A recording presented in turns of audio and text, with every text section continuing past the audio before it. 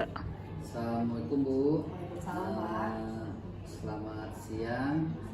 Gimana kabarnya? Alhamdulillah baik. Mudah-mudahan selalu diberikan kesehatan ya Bu. Amin. Nah, pada kesempatan ini saya ingin sedikit bertanya Bu tentang terkait persiapan praobservasi yang akan Ibu laksanakan dalam supervisi pendidikan yang akan kita lakukan. Yang pertama Bu, izin menanyakan apakah tujuan yang akan dicapai dalam pembelajaran nanti? Ya, sebelumnya saya informasikan sedikit, ketika nanti supervisi saya akan memilih materi pidato persuasif Pak, yang tujuannya adalah membangun pemahaman siswa terkait pidato persuasif serta siswa mampu menganalisis struktur dari pidato persuasif tersebut. Oh, jadi dapat menganalisis struktur gitu ya, pidato persuasif yang akan Ibu sampaikan. Baik, untuk pertanyaan yang kedua, kira-kira apa yang strategi apa yang akan Ibu capai untuk mencapai tujuan pembelajaran tersebut? Ya, strateginya sendiri saya akan menggunakan metode pembelajaran yang inovatif, yang tidak hanya berfokus pada guru tapi juga berfokus pada siswa. Saya akan memecah siswa menjadi beberapa kelompok yang nantinya mereka akan berdiskusi terkait struktur yang nantinya saya sampaikan dan memaparkannya di depan kelas seperti itu. Ya, jadi strategi yang akan Ibu gunakan yaitu membentuk kelompok, terus itu membagikan LKPD. Baik, untuk pertanyaan yang ketiga Bu, kemudian model dan metode apa yang akan Ibu terapkan dalam pembelajaran yang Ibu laksanakan nanti? Terkait mode pembelajaran sendiri saya memilih PBL Pak, Problem Based Learning, pembelajaran berbasis masalah, yang memang sesuai dengan siswa abad 21. Terkait metode, saya menggunakan metode presentasi dan tanya jawab. Jadi PBL ya Bu, yang akan Ibu gunakan berdasarkan masalah yang ada sesuai dengan abad 21. Lalu kapan dan pukul berapa saya dapat melaksanakan kegiatan observasi di kelas Ibu? Sebetulnya di pekan ini kami masih ulangan harian Pak. Kemungkinan di pekan depan itu saya ada jam di kelas 9D di hari Rabu. Bapak bisa melaksanakannya di jam pertama dan kedua. Berarti tanggal 7 ya, 7 Agustus di jam pertama di kelas 9D. Kelas 9D. Siap. Mudah-mudahan kita sehat ya Bu ya. Amin. Baik. Terima kasih Ibu telah menemani saya dalam percakapan praobservasi. Kira-kira nanti saat pelaksanaan observasi saya dapat melihat dan menilai hal-hal yang baik yang akan Ibu terapkan dalam pembelajaran tersebut. Ya, amin. Lalu yang terakhir nih Bu, izin saya ingin menanyakan bagaimana perasaan Ibu setelah kita melakukan percakapan praobservasi ini. Ya, perasaan saya yang pastinya saya antusias ya Pak ya, karena memang saya jadi akan mempersiapkan pembelajaran yang memang betul-betul terencana dengan baik. Karena ada tamu dari CGP, pasti saya antusias untuk mempersiapkan pembelajaran yang terbaik versi saya. Terima kasih Bu Fili. Mudah-mudahan nanti pada saat tanggal 7 Agustus Bu Fili dapat melaksanakan observasi pembelajaran dengan baik. Terima kasih. Demikianlah percakapan praobservasi antara saya dengan Ibu Firly Andini Ulfa. Atas perhatiannya kami ucapkan Assalamualaikum warahmatullahi wabarakatuh. Warahmatullahi wabarakatuh. Waalaikumsalam warahmatullahi wabarakatuh. Ya, selamat pagi, salam sejahtera untuk kita semua. Di sini kita akan melanjutkan pembelajaran bahasa Indonesia di pekan lalu. Tapi sebelum dimulai, Bu Firly mau Faid pimpin doa teman-temannya terlebih dahulu. Silakan Faid. Oke teman-teman, sebelum kita mulai belajar, marilah berdoa sesuai dengan keyakinan masing-masing. Berdoa dimulai. Berdoa selesai. Memberi salam. Waalaikumsalam warahmatullahi wabarakatuh. Bu Firman akan cek kehadiran kalian terlebih dahulu ya. Sekarang tanggal berapa? Oke. Abi Reski, Ahmad Ramadhani, Askia, Aini, hadir. Almira, Amanda, hadir. Akra, hadir. Azalia, hadir. Aska, Yanisa Asayake, Davina, Desvita, Devi, Denisa, Faif, Gading, Gali, Yan, Ibnu, Iqbal, Keila, Kirana, Mei, Habibi, Ibra, Ridho, Nabila, mana Nabila, Nadia, Rafa, Rafif, Rasya, Rizky, Sekar, Tasya, Ertia, Vanessa. Hadir semua ya hari ini ya? Alhamdulillah. Oke. Hari ini kita akan melanjutkan bab 2 yaitu pidato persuasif. Setelah sebelumnya kita belajar di bab 1 apa materinya, siapa yang ingat? Laporan hasil percobaan. Kemarin kita sudah praktik ya. Ada yang praktik gunung meletus, ada yang mengubah warna, ada yang apa kalau Rafif? Archimedes ya dan lain sebagainya. Senang nggak belajar teks percobaan? Untuk bab ini nanti kita akan praktik lagi di pertemuan-pertemuan selanjutnya. Kalian akan belajar berbicara di depan. Semangat nggak? Ya. Sebelum mulai belajar biar lebih semangat, kita tepuk semangat dulu. Masih ingat nggak? Masih. Ayo, Bu Firly mau semuanya aktif ya. 1, 2, 3, tabung semangat.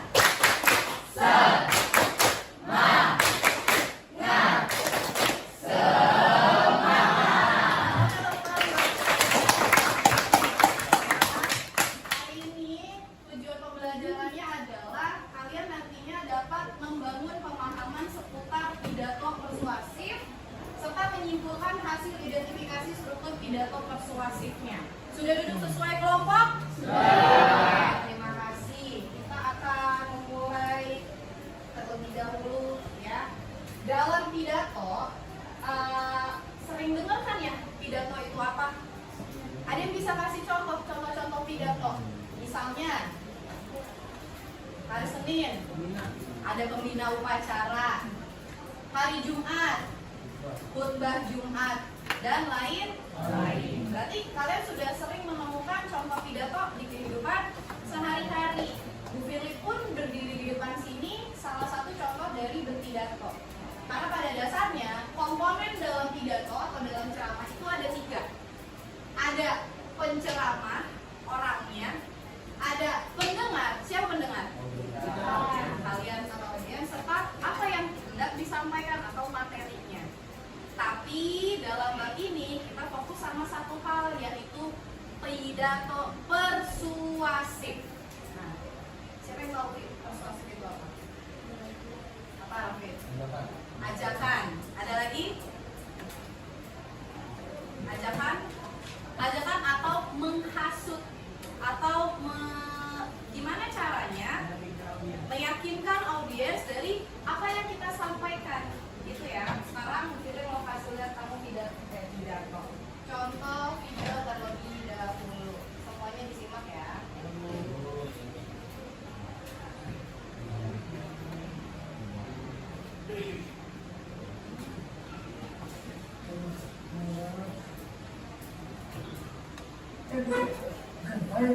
Hah?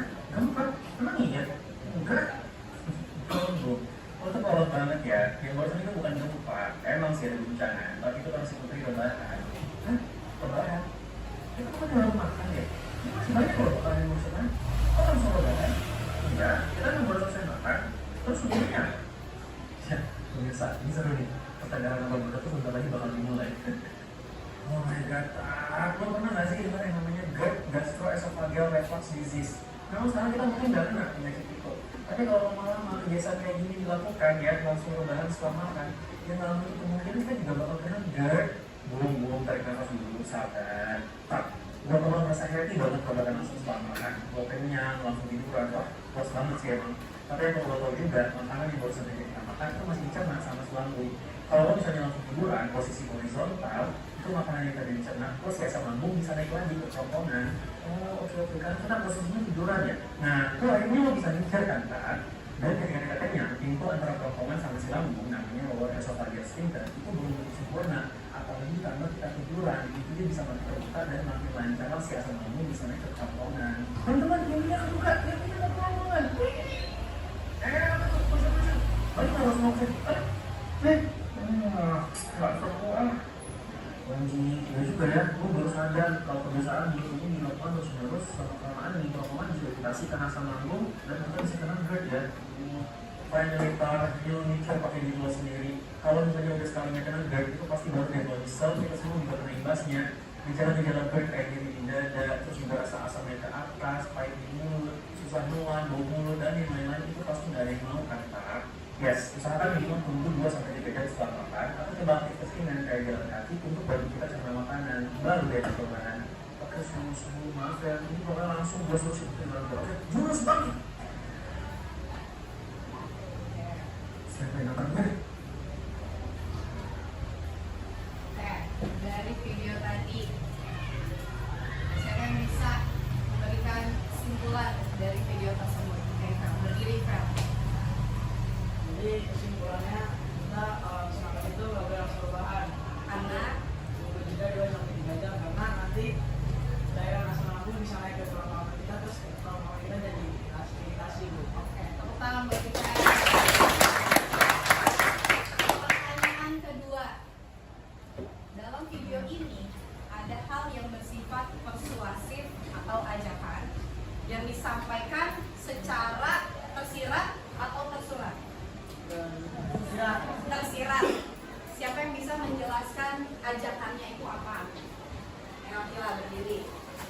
Jadi dari video tadi ajakannya itu adalah secara tidak langsung mengajak kita untuk setelah makan itu tidak langsung tiduran, namun tunggu 2-3 jam dulu agar lambung bisa mencerna makanan atau juga bisa dengan melakukan aktivitas ringan. Oke.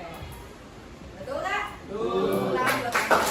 Oke ya, terima kasih Tel dan Akila. Dari video ini, apakah dia sedang berpidato?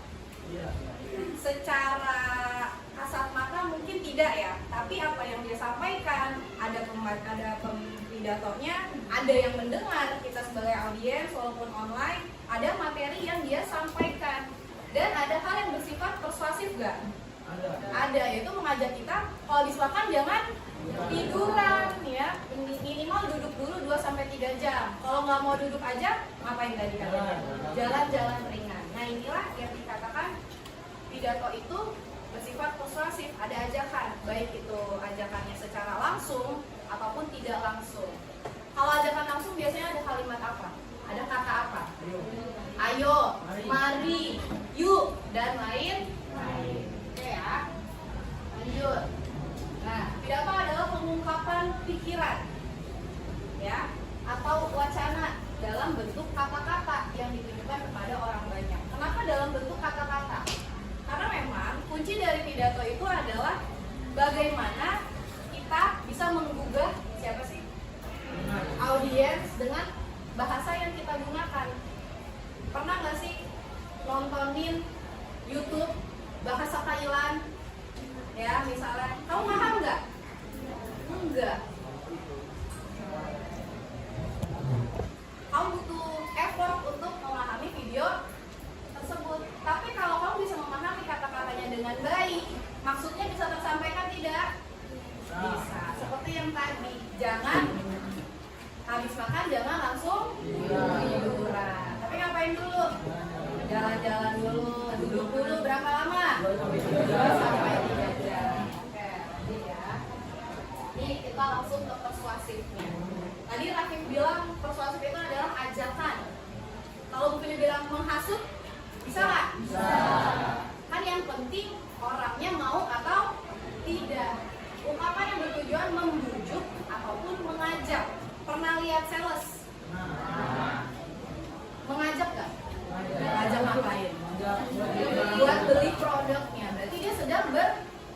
itu persuasif nih, barang saya bagus nih, murah.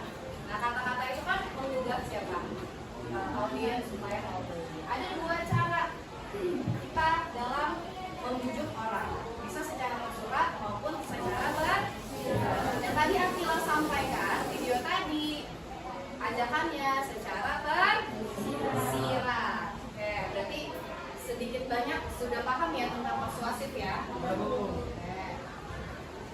Cara memersuasi itu cara kita ngajak orang ada 3 cara. Yang pertama menggunakan etika, emosi, dan logika. Gunakan pendekatan etika. Kamu kalau diajak orang caranya omongan yang asal, Beb, ikut kantin yuk, males gak? Jadi gunakan kata-kata yang beretika. Gugah perasaan audiens, dibujuk dulu, dipuji dulu. Namanya juga kita lagi merayu, ya kan? Jualan lipstik, kira-kira memujinya gimana Kirana? Untuk bibir ibu yang mungil, ya, dan cocok warnanya. Nah, kita melibatkan emosi audiensnya. Ibu bibirnya mungil nih, merah, cocok kalau pakai produk saya misalnya. Dan menggunakan logika yang masuk akal. Jangan lipstik ditawarin ke nenek-nenek nggak apa-apa lah, ke bapak-bapak misalnya, ke anak basket, cocok nggak? Audiensnya nggak pas. Ya, jadi dalam persuasi audiens kalian harus memperhatikan 3 hal: etika, emosi, dan juga logika. Terakhir nih strukturnya, ya, itu berkaitan dengan LKPD yang harus kamu kerjakan. Dalam pidato ada 3: pembuka, isi, dan penutup. Coba dibaca Indra. Dalam pembuka ada apa aja? Dalam pembuka, ucapan, edukasi sama tujuan. Dalam isi ada apa? Materi, pendapat, alur, dan referensi. Dalam penutup Kesimpulan yang dapat dibentuk dan sama. Ya, ini adalah susunan-susunan ketika nanti kamu harus berbicara di depan. Diawali dengan salam pembuka. Contohnya bagaimana? Siapa yang bisa? Salam sejahtera untuk kita semua. Yang terhormat pakai Ya, shalom. Salam pembuka tuh bisa banyak ya. Shalom. Lagi. Om Swastiastu dan lain-lain. Jadi kalian tergantung salam itu nggak harus assalamualaikum, ya. Kamu bisa selamat pagi dan lain-lain. Ucapan terima kasih kepada siapa? Pada Tuhan. Biasanya kalimatnya bagaimana? Puji syukur kehadiran Allah Subhanahu wa taala. Kalau yang muslim, puji syukur kita panjatkan kehadiran Tuhan yang Maha Esa dan lain-lain.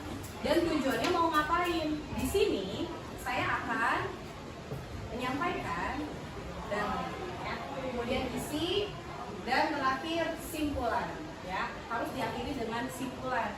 Demikianlah, jadi, dan lain-lain. Ungkapan penutup biasanya ngomong apa sih kalau kita mau menutup pembicaraan? Ya, apalagi? Mohon maaf kalau saya salah ngomong. Dan terima kasih. Oke. Sampai di sini ada pertanyaan enggak? Jauh. Dari mananya? Ya, Pak Afif. Gimana contoh pembuka gimana Contoh isi dari pidato persuasif? contoh isi dari pidato persuasif. Oke, ini ya. Kalau dalam pembukaan kita hanya menyampaikan tujuannya.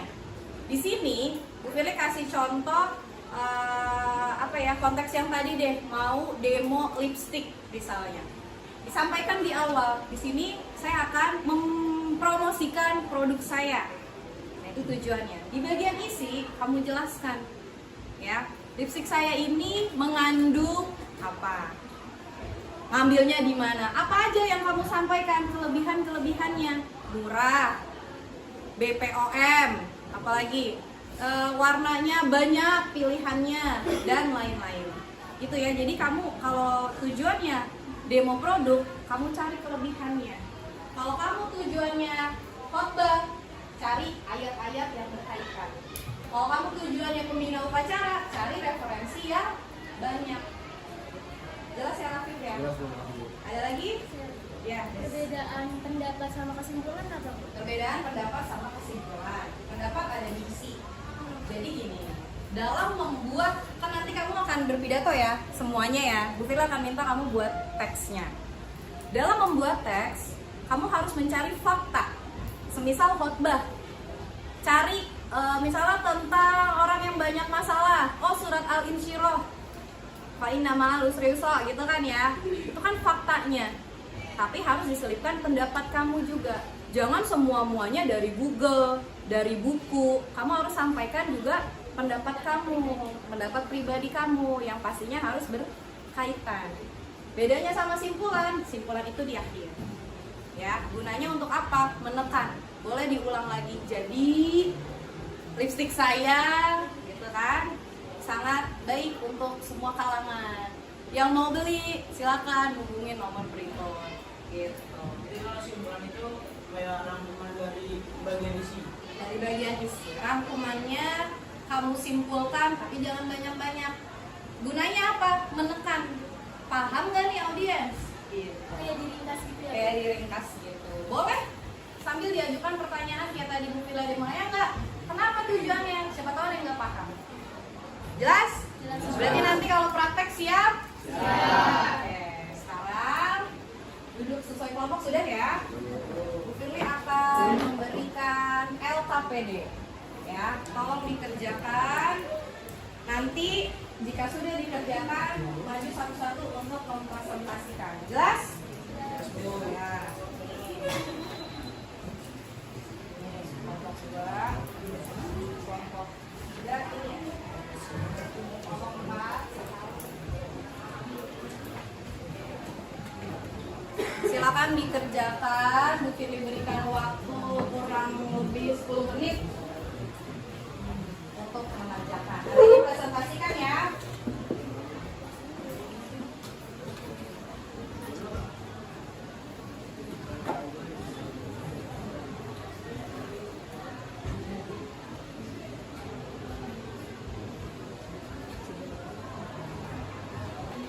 Oke, sudah selesai mengerjakan LKPD-nya? Saatnya kita presentasi. Kelompok mana yang siap presentasi hari ini? Oke, Vel, silakan Vel. Yang lain simak ya. Oke. Assalamualaikum warahmatullahi wabarakatuh. Kenalkan, nama saya Rifeda Parsajaria dari perwakilan kelompok 3. Sini tema dari pidatonya adalah penyalahgunaan narkoba di kalangan generasi muda. Rangkuman. Di bagian pendahuluan kita bisa nemuin di paragraf pertama, yaitu teman-teman, kita semua tahu bahwa bangsa kita sedang dilanda masalah yang sangat serius. Masalah tersebut adalah penyalahgunaan narkoba di kalangan generasi muda.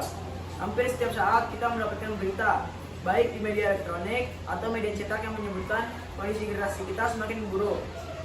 Lanjutnya di bagian isi. Narkoba adalah pembunuh berdarah dingin yang akan mematikan siapa saja secara perlahan. Narkoba menyebabkan kerusakan fisik seperti matinya saraf dan fungsi otak hingga kesadaran moral. Bagi pelajar, narkoba akan membuat mereka kehilangan semangat belajar. Mereka menghabiskan banyak uang hanya untuk mendapatkan kebahagiaan sesaat. Mereka beranggapan bahwa narkoba dapat membuatnya bahagia, namun nyatanya mereka menderita. Terakhir, di bagian penutup, poin penting dalam pidato saya kali ini adalah narkoba dapat menyebabkan kondisi generasi bangsa semakin buruk. Narkoba merupakan pembunuh masa depan bagi siapa saja yang mengonsumsinya. Narkoba membuat orang tua dan masyarakat menjadi khawatir. Jadi kita harus bertekad untuk tidak memakai narkoba. No narkoba, selamatkan bangsa ini. Hadirin sekalian, demikian pidato singkat tentang bahaya narkoba yang dapat saya sampaikan. Semoga dapat bermanfaat bagi kita semua. Mohon maaf jika ada kesalahan dalam bertutur kata. Wassalamualaikum warahmatullahi wabarakatuh. Ya. Jadi ada dua tipe teksnya ya. Ada yang tentang narkoba, ada yang tentang pendidikan. Karena waktu sudah menunjukkan pergantian jam, kelompok yang lain tampilnya di pertemuan selanjutnya ya. Oke, sekarang diberesin kembali buku bahasa Indonesianya. Terakhir, simpulan pembelajaran hari ini adalah pidato pidato adalah tentang bagaimana kita berkata-kata di depan banyak orang, dan pidato persuasif adalah bagaimana kita meyakinkan pendengar tentang apa yang hendak kita sampaikan. Begitu ya. Di pertemuan selanjutnya nanti kita bahas tentang kaidah kebahasaan dan pastinya menyusun teks, dan kalian akan praktik bicara di depan. Oke? Kita tutup dengan mengucap hamdalah bersama-sama.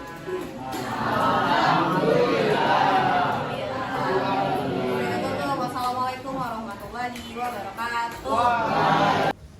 Assalamualaikum warahmatullahi wabarakatuh. Selamat pagi, salam sejahtera untuk kita semua. Izin memperkenalkan diri, saya Tia Santosa, CGP Angkatan 10 dari SMP Negeri 128 Jakarta. Pada kesempatan ini saya akan melaksanakan kegiatan pasca observasi rekan sejawat, yaitu Ibu Fili Andini Ulfa dari Mapel Bahasa Indonesia yang didampingi oleh PP saya, yaitu Ibu Masito. Baik, saya akan melaksanakan kegiatan pasca observasi saat ini. Bu Fili, apa kabar? Alhamdulillah sehat, Pak. Baik, bagaimana kemarin kegiatan observasi yang Ibu laksanakan? Alhamdulillah observasi berjalan dengan lancar, anak-anak mengikuti dengan baik sampai pembelajaran selesai. Ya.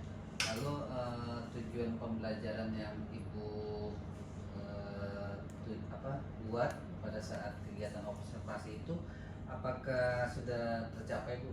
Ya, kembali ke tujuannya. Kemarin tujuannya itu adalah siswa mampu memahami apa itu pidato persuasif ya Pak ya. Alhamdulillah dari pembelajaran yang sudah saya laksanakan kemarin tercapai, anak-anak memahami pidato persuasif dengan baik melalui media-media yang saya berikan.